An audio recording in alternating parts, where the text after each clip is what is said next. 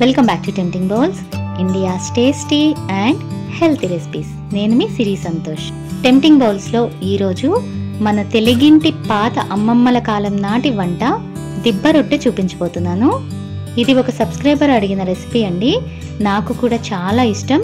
Train జర్నీలోకి ఇలాంటి దిబ్బ రొట్టెలు చాలా బాగుంటాయి. ఈ దిబ్బ రొట్టెలోనే చాలా రకాలు ఉన్నాయి.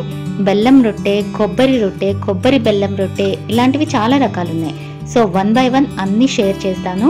మరి ఈ రోజు జస్ట్ బేసిక్ దిబ్బ రొట్టెని ఎలా తయారు చేసుకోవాలో చూసేద్దామా? ఫస్ట్ బౌల్లో 1 కప్పు మినపప్పు వేసుకుంటున్నాను. దీన్ని ఒకసారి బాగా కడిగి నీళ్లు పోసి ఒక 4 గంటలు నానబెట్టండి.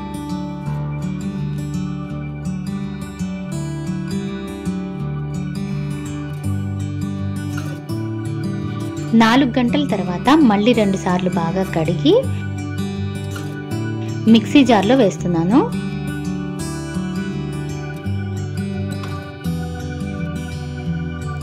ఇందులో సరిపడా నీళ్లు పోసి మెత్తగా ఇడ్లీ పిండి కన్సిస్టెన్సీలో రుబ్బుకోండి.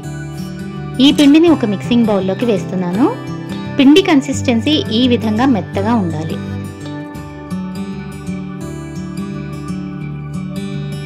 ఇప్పుడు ఈ పిండిలో 2 కప్పుల బియ్యపు రవ్వ వేస్తున్నాను.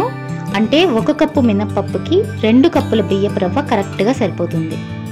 ఇది నేను బియ్యం కడిగి ఆరబెట్టి మిక్సీ పట్టి జల్లించి చేసిన రవ్వ అండి. నెక్స్ట్ ఇందులో 1 టీ స్పూన్ సాల్ట్ కూడా వేసి బాగా కలపండి.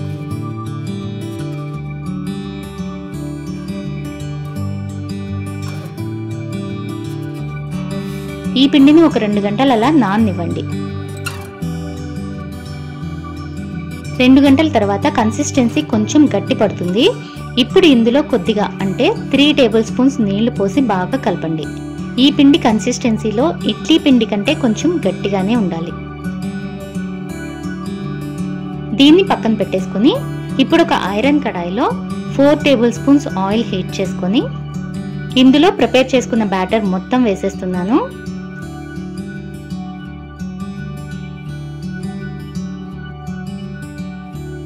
నెక్స్ట్ పైన ఇలాంటి ఒక ప్లేట్ పెట్టి ఈ ప్లేట్ పైన ముందే ప్రిపేర్ చేసుకున్న నిప్పులు వేస్తున్నాము. ఈ నిప్పులు మేము కొబ్బరి పెంకులతో ప్రిపేర్ చేసామండి. నిప్పులు వేశాక ఒక 15 నిమిషాలు సిమ్మర్లో అలా ఉంచేసేయండి. మీకు ఇలా నిప్పులు చేసుకునే అవైలబిలిటీ లేకపోతే రొట్టెని కంపల్సరీ తిరిగేయాలండి. ఇలా పైన నిప్పులు వేసి కాల్చితే ఇంకా దీన్ని తిరిగేసే అవసరం ఉండదు. పూర్వకాలంలో ఇలాగే చేసేవారు. పైనుంచి నిప్పులతో కాలుతుంది, అడుగు నుంచి స్టవ్ పైన ఉడుకుతుంది. మీరు నిప్పులు వేసే ప్లేట్ కూడా అల్యూమినియంది కానీ లేదా ఏదైనా యూజ్ లేనిది చూసి తీసుకోండి. ఎందుకంటే మంచి ప్లేట్ యూజ్ చేస్తే అది మళ్ళీ నల్లగా అయిపోతుంది. ప్లేట్ పాడవకూడదనుకుంటే ప్లేట్కి బదులుగా ఒక ముదురు అరిటాకును కానీ విస్తరాకు పైన కానీ ఈ నిప్పులు వేసి పైన మూత పెట్టేస్తే సరిపోతుంది. ఆ ప్రాసెస్ కూడా నేను మరో వీడియోలో చూపిస్తాను. అప్పుడప్పుడు బాండీని కొద్దిగా జరుపుతూ ఉండండి. సో దట్ రొట్టె అన్ని వైపులా చక్కగా కాలుతుంది. నాకు 15 నిమిషాలకి రొట్టె ఇలా చక్కగా గోల్డెన్ కలర్కి వచ్చేసింది. ఇప్పుడు ఒక నైఫ్తో ఇలా గుచ్చి చూస్తాను.